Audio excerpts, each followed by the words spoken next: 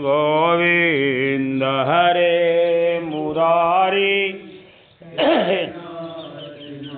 नारायण वासुदेव। हरि ओम तत्सत, हरि ओम तत्सत, हरि ओम तत्सत। 7वें स्कंद में असद वासना को दूर करने के संतों के धर्म बताए गए हैं। 7वां स्कंद वासना लीला का है। प्रभु की कृपा का यदि मनुष्य अच्छा उपयोग नहीं करे तो वासना ही जागती है। जो कुछ है उसका मैं अपने सुख के लिए ही उपयोग करूंगा, ऐसा सोचना असद्वासना है। प्रहलाद को जो कुछ मिला था उसका उसने सभी के लिए उपयोग किया था। मुझे जो सुख मिला है वह प्रभु का ही है। सुख भोग कर जो दूसरों को सुख देता है वह सज्जन तो है किंतु संत नहीं है। जो स्वयं दुख उठाकर अन्यों को सुख देता है वह संत है। श्री राम। रासलीला भागवत का फल है। रासलीला में वासना को संग लेकर जाओगे तो वहां प्रवेश नहीं मिलेगा। पुष्टि के बाद जगने वाली वासना अनर्थ उत्पन्न करती है। पुष्टि का सदुपयोग करने वाला देव है और दुरुपयोग करने वाला दैत्य। पुष्टि मतलब इंद्रिय शक्तियां।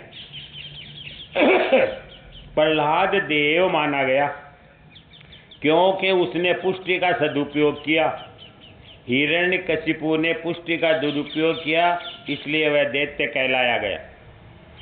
प्रहलाद की वासना सद्वासना है, हिरण्यकशिपु की असद्वासना है और सामान्य पुरुष की मिश्र वासना है। किंतु सभी लोग बुद्धि का सदुपयोग नहीं करते। ईश्वर द्वारा संयम, संपत्ति और शक्ति का जो सदुपयोग करे वह देव है। ईश्वर द्वारा, खुद की नहीं, ईश्वर द्वारा समय, संपत्ति, शक्ति का जो सदुपयोग करे वह देव है और दुरुपयोग करे वह दैत्य। ईश्वर तो जीव पर कृपा करते ही है किंतु अज्ञानी जीव उसका दुरुपयोग करता है, इसलिए वह दुष्ट बन जाता है। 7वें स्कंद में बताई गई वासना का 4 उपायों से ही नाश हो सकता है। 8वें स्कंद में संतों के 4 धर्म वर्णित है। पहला संत धर्म है आपत्ति में, दुख में हरि का, भगवान का स्मरण, दृष्टांत है गजेंद्र। दूसरा है संपत्ति की अवस्था में सर्वस्व दान, बलि राजा की भांति इस अवस्था में सर्वस्व का दान करने से वासना का क्षय होता है। भेंट खूब देनी चाहिए लोगों। पुष्टि संप्रदाय वाला दान को नहीं बोला, भेंट बोला। काल आया ना। तीसरा है विपत्ति की अवस्था में स्ववचन का पालन, दृष्टांत बलि राजा। फिर से चौथा है सभी अवस्था में भगवत शरणागति, दृष्टांत है सत्यव्रत। सत्यव्रत भगवान मत्स्य नारायण की शरण में गया था। वासना को नष्ट करने के ये 4 उपाय हमने देखे, वर्णन कर दिया सब, अब बता रहा हूं। वासना को यदि प्रभु के मार्ग की ओर मोड़ दिया जाए तो वह वासना ही भक्ति बन जाती है। रासलीला में हमें प्रभु से मिलना तो है किंतु वासना का आवरण जब तक बीच में है तब तक मिलन में आनंद नहीं आ सकता। वासना का विनाश करके निर्वासन होकर रासलीला में जाना है। वासना क्षय होने के बाद रासलीला में ईश्वर और जीव का मिलन होता है। संयम और सदाचार का आसरा लोग सभी रासलीला में, संयम और सदाचार का आसरा लोगे तभी रासलीला में स्थान मिलेगा। रासलीला का तात्पर्य है भगवत आनंद सम्मेलन। 8वें स्कंद में संतों के 4 धर्म बताए हैं। फिर भी सुखदेव जी को लगा कि अभी भी परीक्षित राजा के मन में कुछ थोड़ी सी सूक्ष्म वासना रह गई है। यदि राजा उस सूक्ष्म वासना को मन में ही लेकर रासलीला में जाएगा तो वहाँ भी उसे काम ही दिखाई देगा। मैं राजा को रासलीला में ले तो जाऊंगा, किंतु यदि उसके मन में काम बाकी रहा होगा तो उसे वहाँ भी लौकिक कामाचार ही दिखेगा, रासलीला नहीं दिख पाएगी। जिसके अपने मन में काम है उसे हर कहीं काम ही काम दिखाई देता है। एक गृहस्थ की युवा पुत्री ससुराल जाने लगी तो उसे रोना आ गया, पिता का हृदय भी भर आया। रोते रोते पुत्री पिता को वंदन करने लगी तो पिता ने उसे हृदय से लगा लिया और सांत्वना देने लगा। यह तो वात्सल्य भरा निर्दोष आलिंगन था, किंतु रास्ते में चलते हुए किसी व्यक्ति ने उसमें विकार देखा। वह नहीं जानता था कि ये कौन है। पिता पुत्री का मिलन शुद्ध है, किंतु उसमें भी लाख गुना शुद्ध है, उससे भी लाख गुना शुद्ध है गोपी और कृष्ण, अर्थात जीव और ईश्वर का मिलन। ये मिलन रासलीला में होता है। रासलीला में काम बिल्कुल नहीं है। सुखदेव जी के दर्शन मात्र से अप्सराओं के काम का नाश हुआ था। जो अतिशय निष्कामी है वह काम की कथा कैसे कह पाएगा। जो अतिशय निष्कामी है वह काम की कथा कैसे कह पाएगा। सुखदेव जी निष्कामी है, जिनके दर्शन मात्र से अन्य लोगों के मन में बसे हुए काम का नाश हो जाता है। जिस प्रकार सूर्य के निकट अंधकार नहीं आ सकता, वैसे ही काम कृष्ण के निकट जा नहीं पाता है। बुद्धि में काम होगा तो कृष्ण के दर्शन नहीं होंगे। बुद्धि में जब तक वासना रूपी विषय, तब तक ईश्वर रूपी रस जम नहीं पाएगा। राजा की बुद्धि को स्थिर रखने के लिए, शुद्ध करने के लिए 9वें स्कंद में सूर्यवंशी चंद्रवंशी राजाओं की कथा कही गई है। सूर्य है बुद्धि के स्वामी और चंद्र है मन के स्वामी। बुद्धि की शुद्धि के लिए सूर्यवंशी रामचंद्र जी का चरित्र कहा गया और मन की शुद्धि के लिए चंद्रवंशी श्री कृष्ण का। रामचंद्र जी की मर्यादा का पालन करोगे तो तुम्हारे मन का रावण मरेगा, तुम्हारे मन का काम मरेगा तो परमात्मा कृष्ण पधारेंगे। राम के बाद कृष्ण आते हैं। जो रावण को मार सकता है काम को, वही कृष्ण लीला का दर्शन कर सकता है। रामचंद्र जी के चरित्र का वर्णन रामायण में विस्तार से किया गया है। उसी का संक्षिप्त वर्णन यहाँ भी कुछ हेतुपूर्वक ही किया गया है। जो रामचंद्र जी की मर्यादा का पालन करता है उसे ही कन्हैया मिलता है। मन को शुद्ध करने के लिए ही ये सब लीलाएं हैं। इस 9वें स्कंद में 2 प्रकरण है जो सूर्यवंशी और चंद्रवंशी राजाओं के विषय में है। सूर्यवंश में रघुनाथ जी और चंद्रवंश में श्री कृष्ण अवतरित हुए। 7वें स्कंद में वासना की कथा थी। उस वासना का नाश करने के लिए 8वें स्कंद में 4 उपाय बताए गए। संतों के इस 4 धर्मों को जीवन में उतारने से वासना का नाश हो सकता है। वासना को यदि विवेक पूर्वक प्रभु के मार्ग में मोड़ दिया जाए तो वह उपासना बन जाती है। यदि मनुष्य को मुक्ति भी दिलाती है। वासना के विनाश के बाद 9वें स्कंद में प्रवेश करना मन और बुद्धि की शुद्धि के लिए 9वां स्कंद है। इंद्रियों में बची हुई वासना स्थूल वासना है और मनोगत वासना सूक्ष्म। संतों के धर्मों को जीव में उतारने से स्थूल वासना का तो नाश होता है, किंतु मन और बुद्धि में बसी हुई सूक्ष्म वासना का नाश वैसी आसानी से नहीं हो पाता। मन के स्वामी है चंद्र और बुद्धि के स्वामी है सूर्य।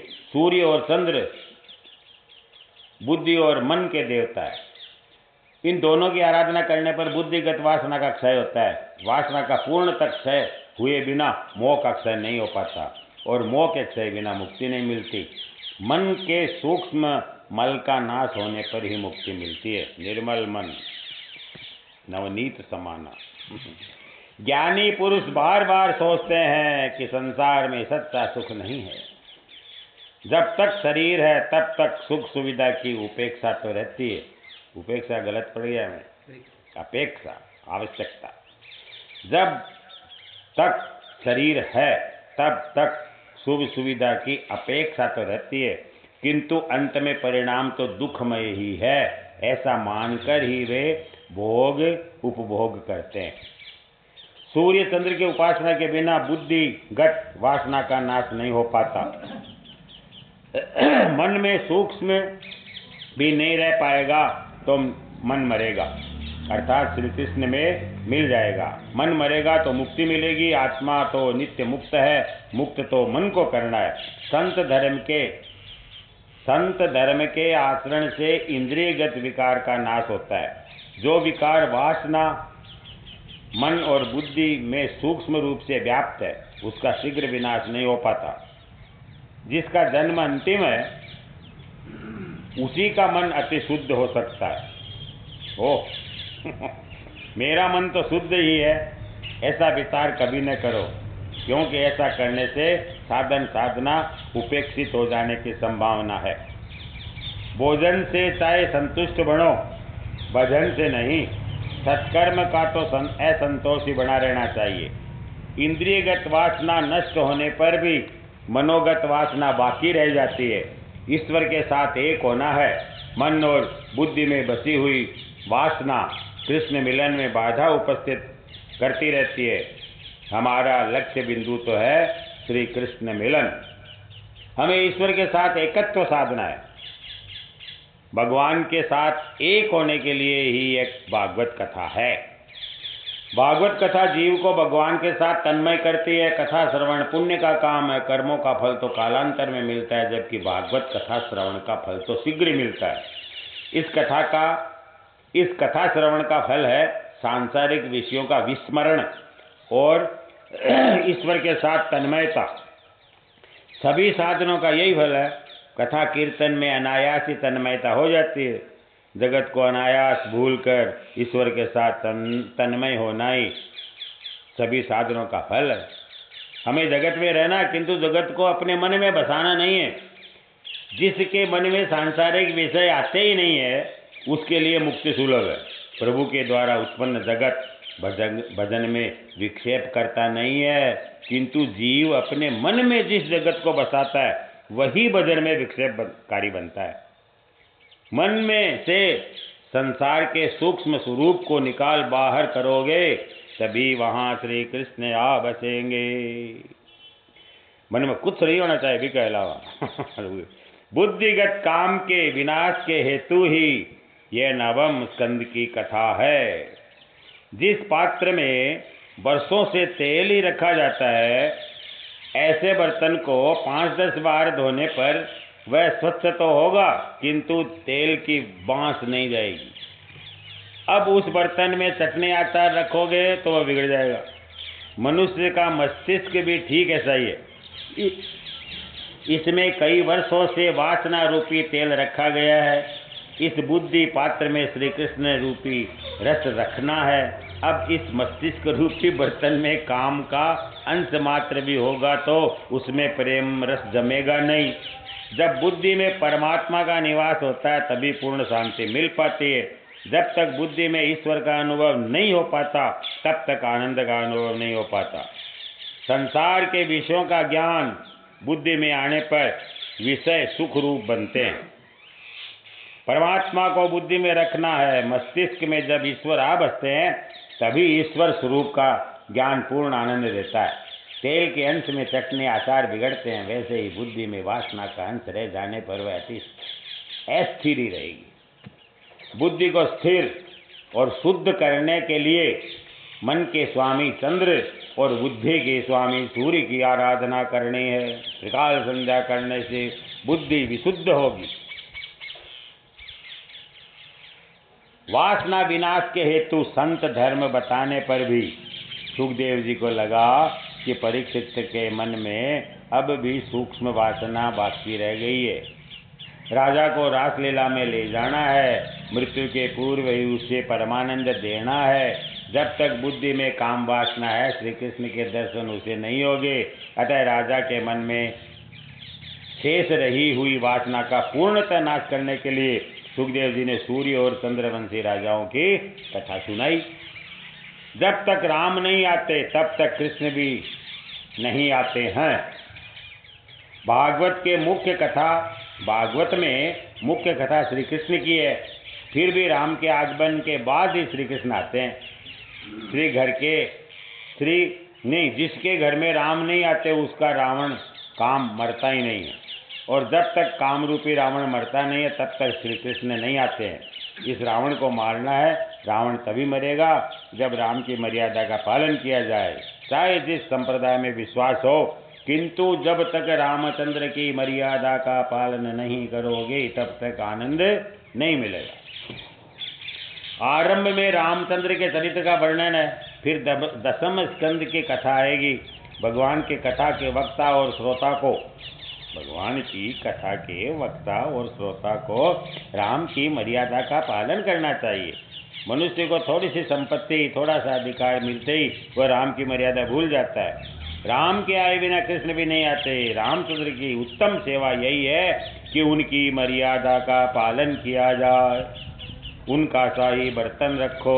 बर्तन का मतलब व्यवहार।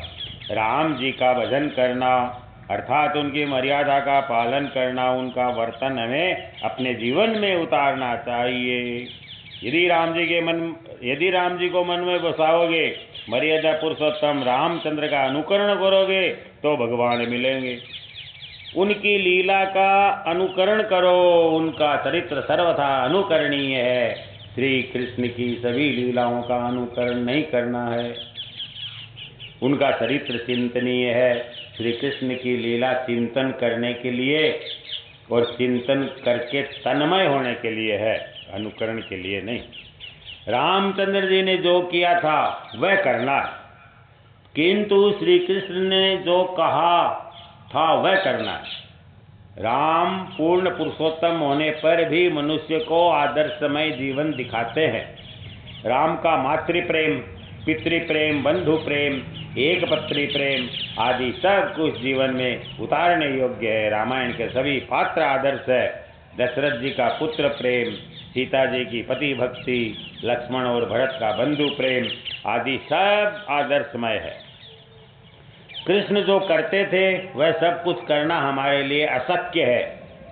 उन्होंने तो कालिया नाग को वश में करके उसके सिर पर नृत्य किया था, गोवर्धन पर्वत को भी उंगली पर उठा लिया था। श्री कृष्ण के चरित्र का अनुकरण करना ही है तो पूतना चरित्र से आरंभ करना। पूतना का सारा विष उन्होंने पी लिया था। विष का पाचन होने के पश्चात अन्य सभी लीला का अनुकरण करना।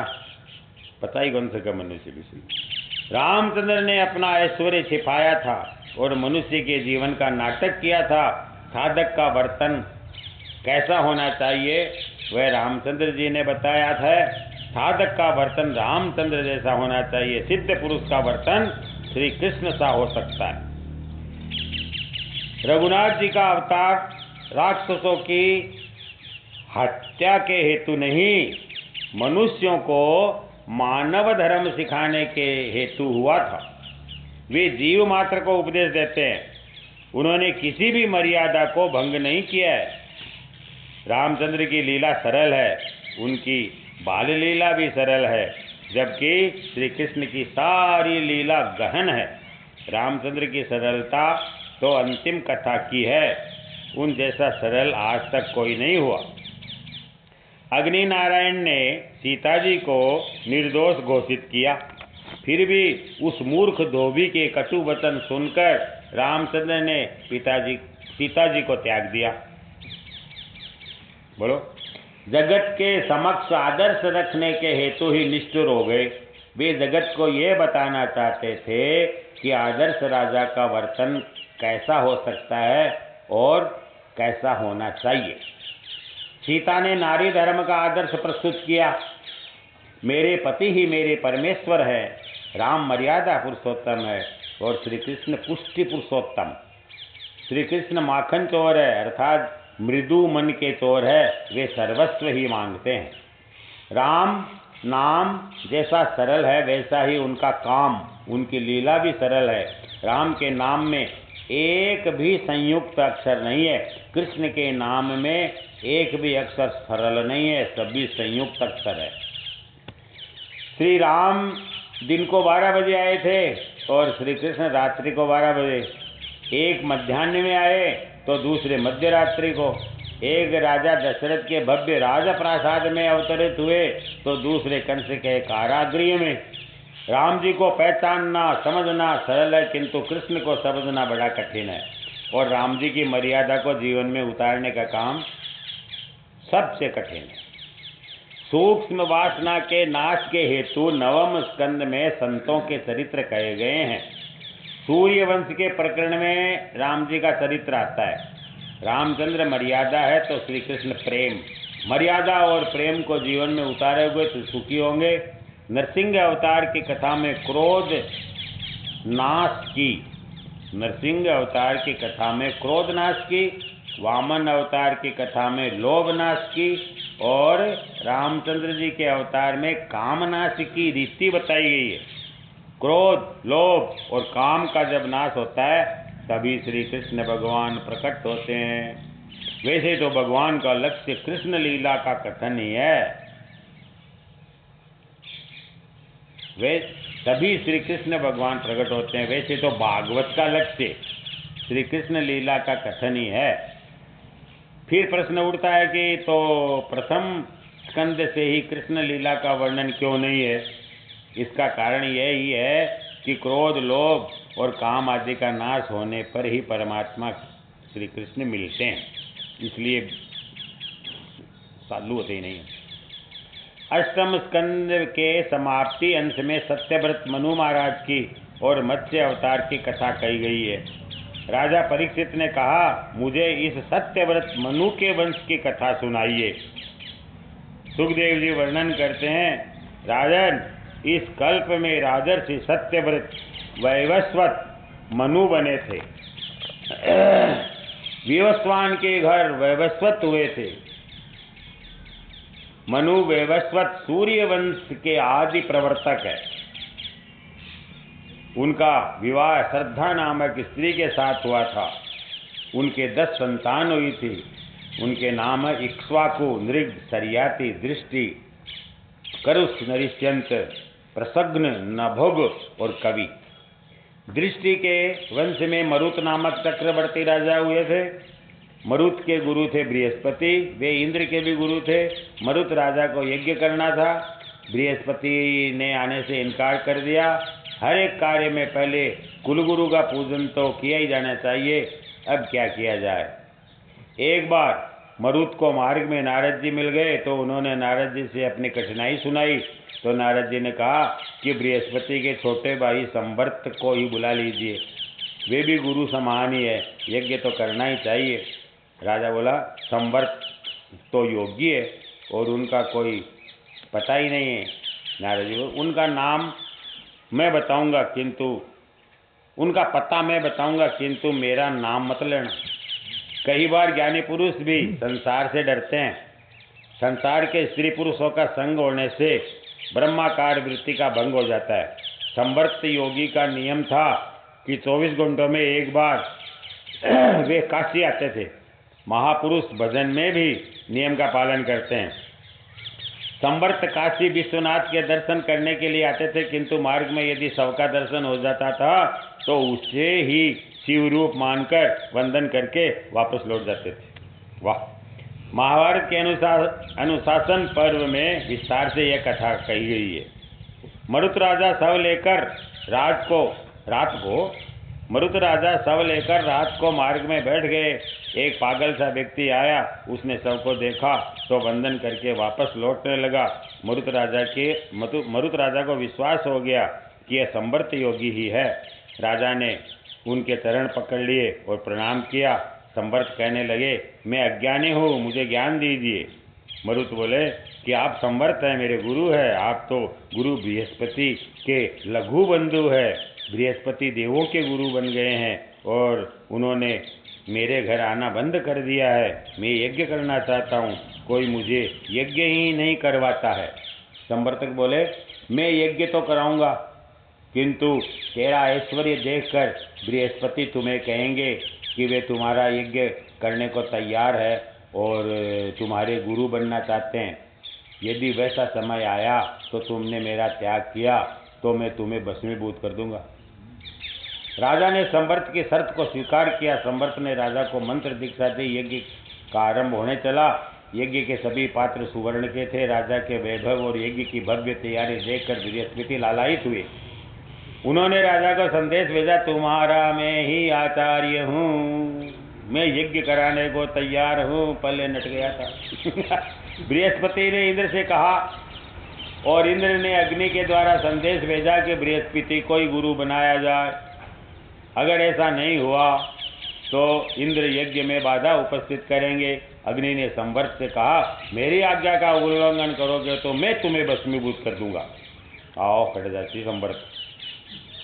जिस देव को संवर्त योगी आज्ञा करते हैं वह वहाँ उपस्थित होता है और वह देव प्रत्यक्ष हवीर भाग ग्रहण करता है। जैसा यज्ञ मरुत का हुआ था वैसा न तो कभी किसी का हुआ और न कभी होगा। मरुत के इस यज्ञ का वर्णन ऋग्वेद में भी है, भागवत में तो यह संक्षिप्त सा ही वर्णन है। मनुपुत्र नभग के घर नाभाग हुए और भगवान शंकर की कृपा से नाभाग के घर अम्बरीश का जन्म हुआ।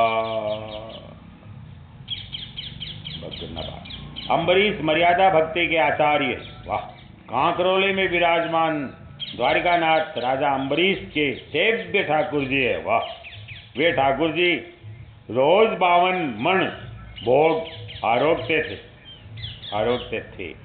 कितनी सामग्री इकट्ठी की जाती होगी उस समय। अम्बरीश शब्द का अर्थ भी तो देखिए, अंबर अर्थात आकाश और ईश अर्थात ईश्वर।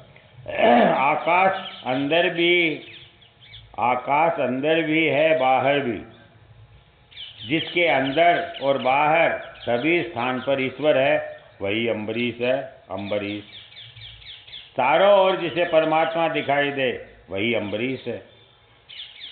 ज्ञान मार्ग में इंद्रिय रूपी द्वार बंद रखने पड़ते हैं।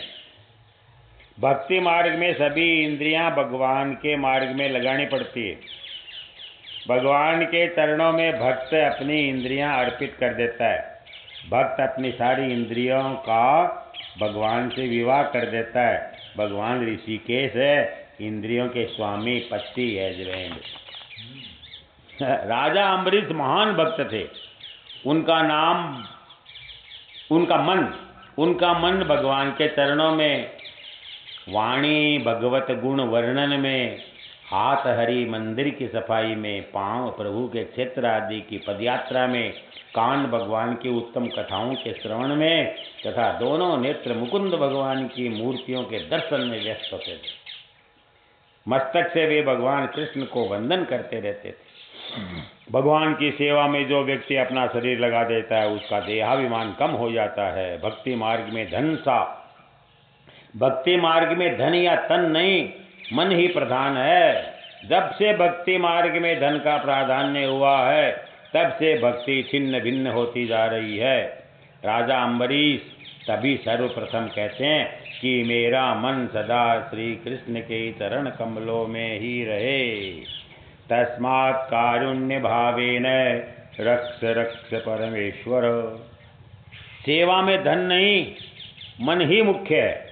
सेवा का अर्थ है सेव्य श्री कृष्ण के मन को पिरोए रखना।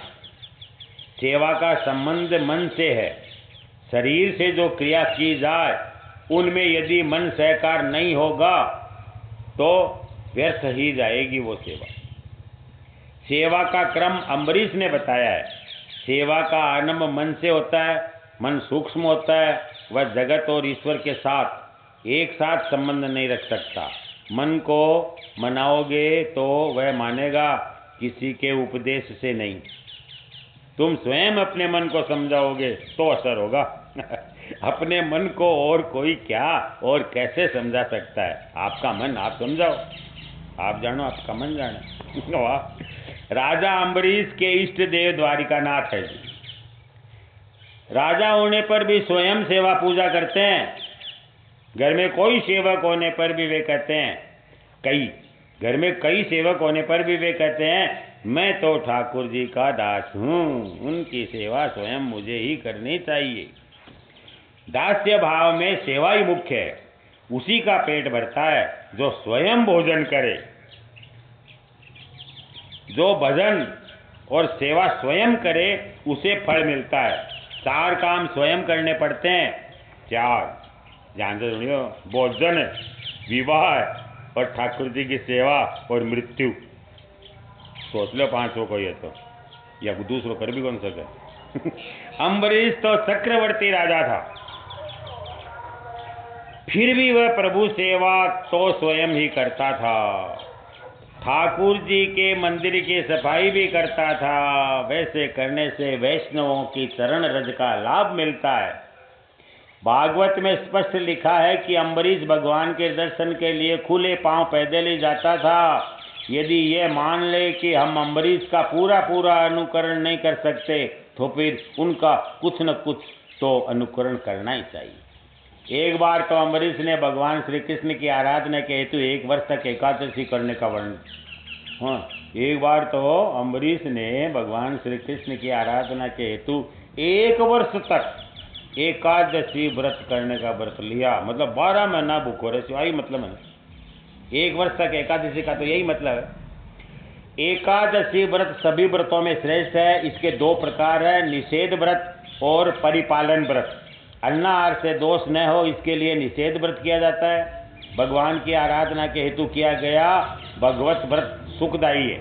एकादशी का व्रत त्रिदिवसीय है। दशमी के दिन 1 बार भोजन करें, वाह, हो सके तो हविष्यान्न का भोजन करें। दूध और चावल सात्विक आहार लेवें। इस दिन अजीर्ण हो जाए उतना भोजन न करें। एकादशी तो यदि सत्य है तो निर्जलाई की जाए, हर एकादशी। हाँ, तो 3 बताए ना, चंदना होते। ऐसा न हो सके तो दूध या ऋतु फल का संयम पूर्वक आहार करें। ऐसा करने पर ही इस व्रत का फल मिलेगा, अन्यथा कुछ नहीं। व्रत करने का विचार दृढ़ होगा तो भगवान शक्ति देंगे। सीधी सी बात आई है। एकादशी करने का संकल्प करोगे तो प्रभु सहायता करेंगे। सत्यनारायण की कथा में उस लकड़हारे की बात आती है जिसने अपने पास पैसे न होते हुए भी सत्यनारायण के पूजा का व्रत लिया और परमात्मा ने उसका संकल्प परिपूर्ण किया। परमात्मा सत्कर्म में हमेशा सहायक होते हैं। लोग मानते हैं कि एकादशी क्या आई, दिवाली के आगमन का संदेश आ गया। ऐसा कभी न सोचा जाए। एकादशी के दिन घर में अन्न पकाए तो क्या, उसका दर्शन तक नहीं किया जाए। माले माँ तो हाथ भी कौन लगाते हैं नाच करके, 11 सुबह भाई नाच में कौन छुआ भी कौन छुआ, राम राम। ऐसी कभी न सोचा जाए। एकादशी के दिन घर में अन्न पकाए तो क्या, उसका दर्शन तक न किया जाए। इस दिन अन्न में सभी पापों का वास होता है। वे सब उस अन्न खाने वाले के सिर पर जा पहुँचते हैं। एकादशी के दिन पान सुपारी भी न खाई जाए, दिन को सोया भी नहीं जाए, रात को 1-2 घंटा भजन अधिक करे। इस दिन पंढरपुर में विठल नाथ जी भी नहीं सोते। जय श्री कृष्णा, जय श्री राम। बभी कौन सो भगवान भी। 5 कर्मेंद्रियां, 5 ज्ञानेंद्रियां और 1 मन, 11 होगा ना। इन सभी को प्रभु में लगाए रखना एकादशी है। यद्यपि आज लोग एकादशी में 11 रसों का भोग भोगते हैं और उसे दिवाली का लघु रूप बना लेते हैं। ऐसा नहीं करना चाहिए। ऐसी एकादशी व्रत से कोई फल नहीं मिल पाता। उपसमीप और वास रहना।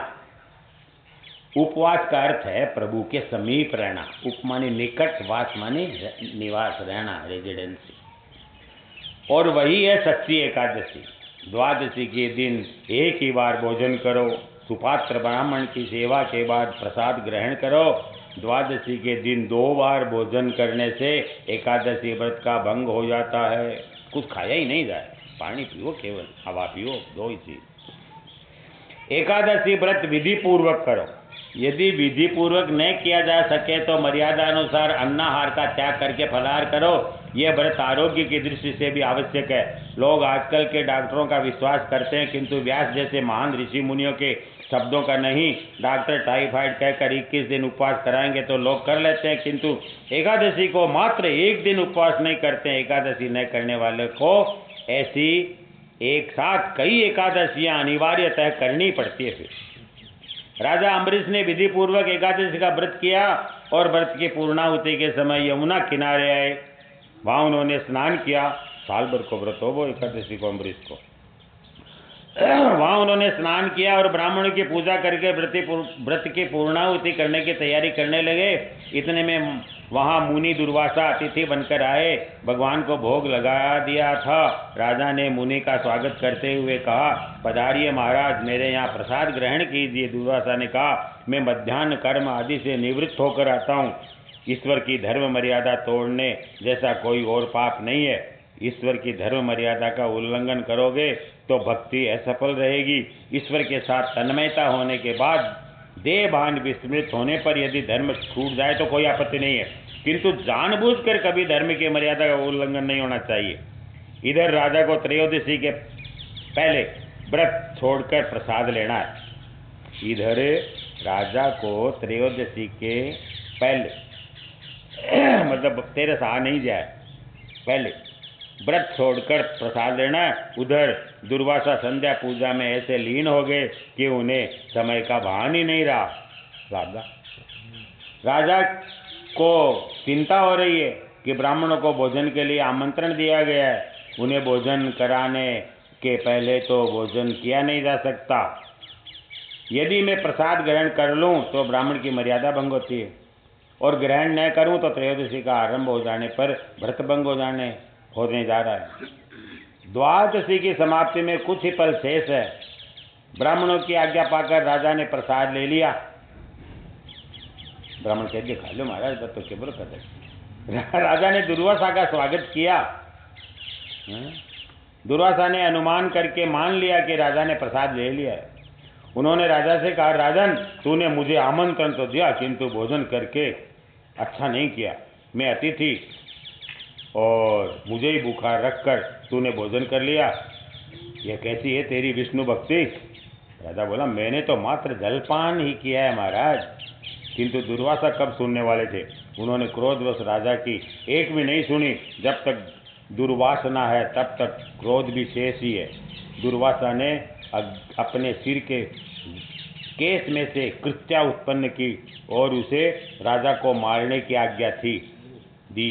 तो कृत्या अम्बरीश को मारने चली तो अम्बरीश की प्रार्थना से भगवान ने सुदर्शन चक्र छोड़ा और कृत्या की हत्या कर दी। अब वह सुदर्शन चक्र दुर्वासा के पीछे दौड़ चला। मुनि एक लोक से दूसरे लोक भागने लगे किंतु चक्र ने पीछा नहीं छोड़ा।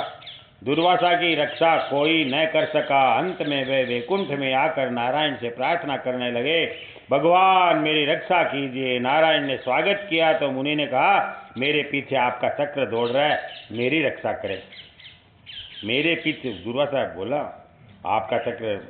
भगवान मुनि से कहने लगे, जो वैष्णव अनन्य भाव से मेरी सेवा करके मुझे अपना सर्वस्व अर्पण करता है, उसे मैं भी अपने सर्वस्व का दान करता हूँ।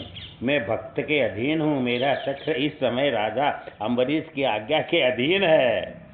अहम भक्त पराधीनो यह स्वतंत्र इव द्विज साधुवीर ग्रस्त हृदयो भक्त जन प्रिय। दुर्वासा जी, मैं तो पूर्णतः भक्ताधीन हूँ साहब। मैं लेस मात्र भी स्वतंत्र नहीं हूँ। मेरे भोले भाले सरल भक्तों ने मेरे हृदय को अपने वश में कर रखा है। भक्तजन मुझसे प्रेम करते हैं, मैं भक्तजन से करता हूँ। इतने लीला है। भक्त के आगे न तो मैं अपनी परवाह करता हूँ और न तो लक्ष्मी की। भक्त के लिए सब कुछ छोड़कर मेरी शरण में आते हैं। भक्त मेरे लिए सब कुछ छोड़कर मेरी शरण में आते हैं। मेरे लिए वे अपने सर्वस्व का त्याग करते हैं। मुझे छोड़कर उनको अन्य कोई आश्रय नहीं है। ऐसे भक्तों को त्यागने का विचार मात्र भी मैं कैसे करूं? भक्तों ने मेरे हृदय को वश में कर लिया है।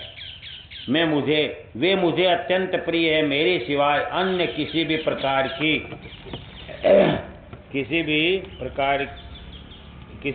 की मुक्ति की वे कभी इच्छा नहीं करते। भक्ति के सिवाय मुक्ति भी नहीं चाहते।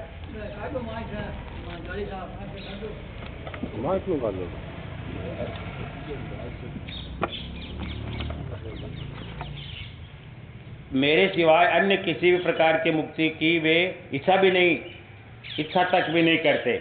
मैं भक्तों का हृदय हूँ और भक्तजन मेरा हृदय है। भगवान कहते हैं, ये दारागार पुत्रा पुत्राप्तान प्राणान वित्तमिमं परम हित्वा माम शरणम याता कथम तांस त्यक्तुमुत्सहे। कैसे छोड़ सकता हूँ। श्री कृष्ण गोविंद हरे मुरारी, हे नाथ नारायण वासुदेव। श्री कृष्ण गोविंद हरे मुरारी, हे नाथ नारायण वासुदेव। श्री कृष्ण गोविंद हरे मुरारी, हे नाथ नारायण वासुदेव। श्री कृष्ण गोविंद हरे मुरारी, हे नाथ नारायण वासुदेव। संकीर्तनम। श्रीमन्नारायण नारायण नारायण,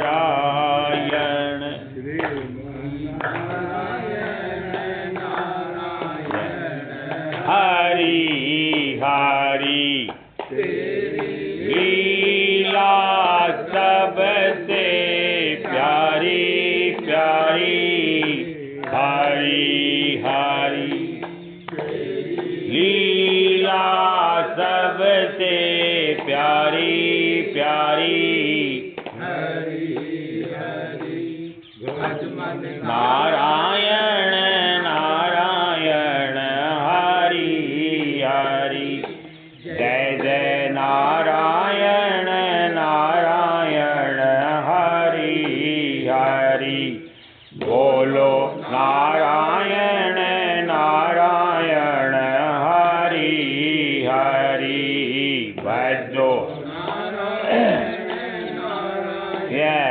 हरि हरि, जपो नारायण नारायण हरि हरि, श्रीमन्नारायण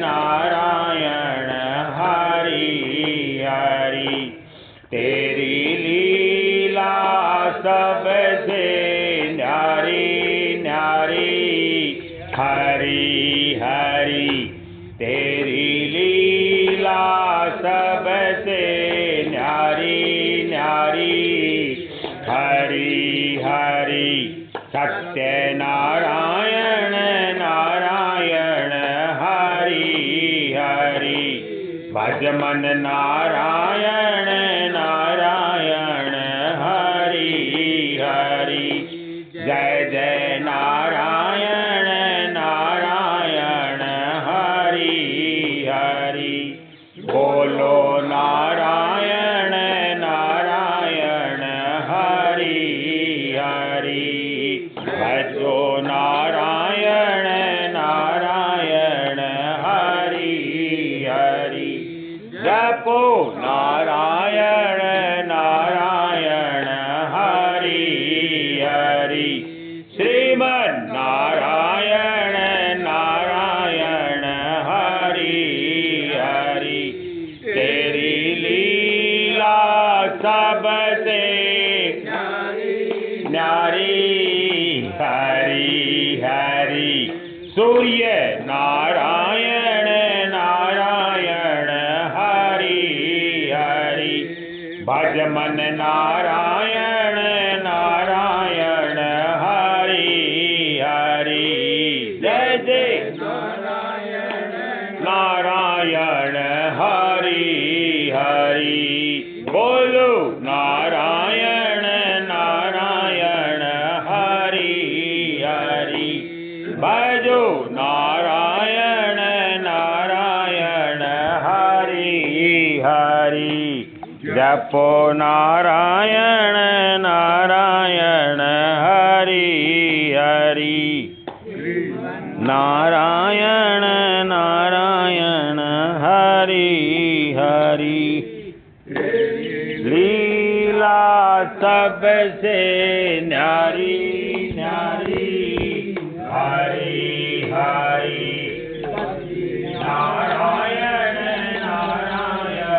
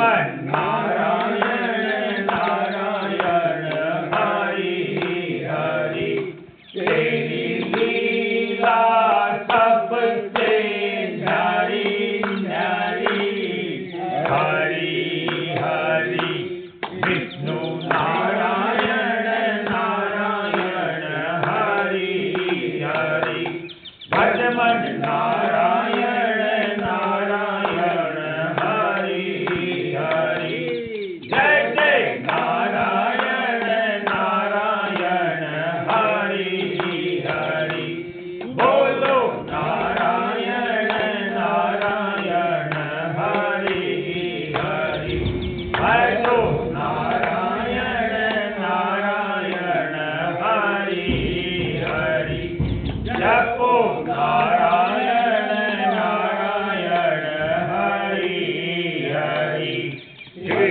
नारायण नारायण हरि हरि तेरी लीला सबसे न्यारी न्यारी हरि हरि राम नारायण नारायण हरि हरि भजमन नारायण नारायण हरि हरि जय जय नारायण नारायण हरि हरि बोलो नारायण नारायण हरि हरि भजो नारायण नारायण हरि हरि जपो नारायण नारायण हरि हरि नारायण नारायण हरि हरि तेरी लीला सबसे न्यारी न्यारी हरि हरि नारायण नारायण हरि हरि तेरी लीला सबसे न्यारी न्यारी हरि हरि बोलिए हरि भगवान की जय। श्री रामस्तुति। रामचंद्र कृपालो भजमन हरण भय दारुणम नव कंज लोचन कंज मुख कर कंज पद कंजारुणम गणित अमित सविनवनील नीरज सुंदरम पटपीत मानहु तरित रुचि सुचि नौमि जनक सुतावरम बलु दीन बंधु दीनेश दानव दैत्यवंश निकंदनम रघुनंद आनंद संगत शरथ नंदनम मुकुट कुंडल तिलक चारु उदार अंग विभूषणम आजानुभुज सरतापधर संग्राम जित खर दूषणम वदति तुलसी दास शंकर शेष मुनि मन रंजनम मम हृदय कंज निवास गुरु कामादिकल दल गंजनम मनु जाहिरा मिली सोबरु सहज सुंदर सावर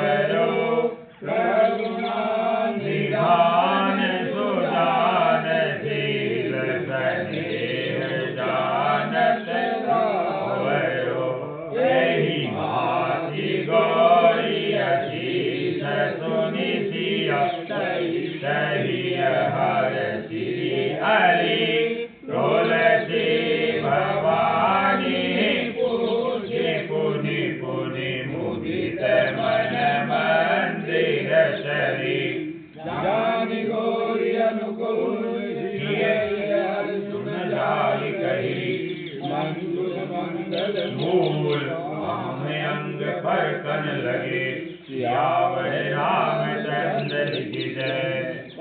भाई प्रगट कृपाला दीन दयाला कौशल्या हितकारी हर्षित महतारी मुनि मन आई अद्भुत रूप विचारी लोचन अभिरामा तनु घन श्यामा निज आयुध भुज चारी भूषण मन माला नयन विशाला शोभा सिंधु खरारी कर दुई कर तोरी अच्युति तोरी केहि विधि करो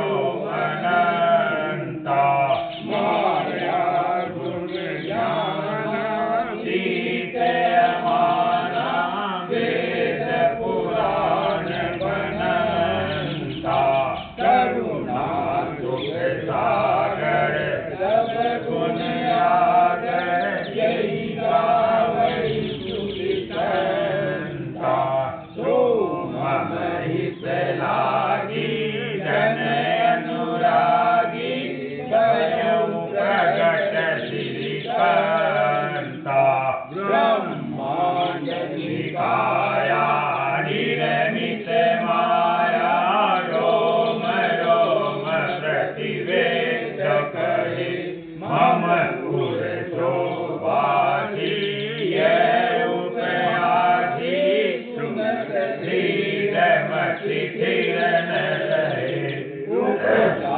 जब ज्ञाना प्रभु मुस्काना चरित बहुत विधि सहे कई कथा सुहाई मातु बुझाई जय प्रकार सुत प्रेम माता पुनि बोली सोमति डोली गगनु तात यह रूपा कीजे शिशु लीला अति प्रिय लीला यह सुख परम अनोपा सुनि वचन सुजाना रोदन छाना होई बालक सुर भूपा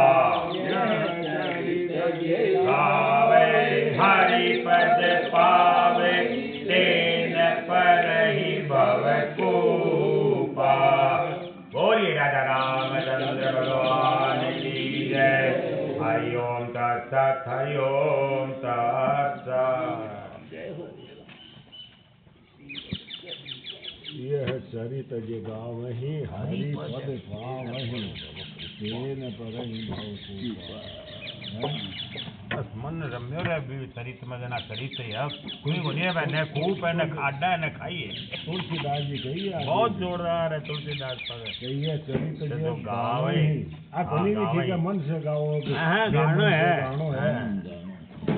हैं गाना है बस चरित तो गावहि बोलना है खाली श्री राम जय राम जय राम।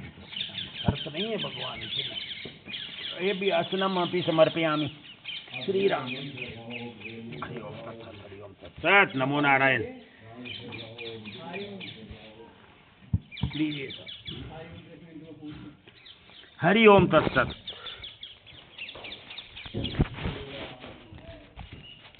हास्य कोणी दिख्या म्हणता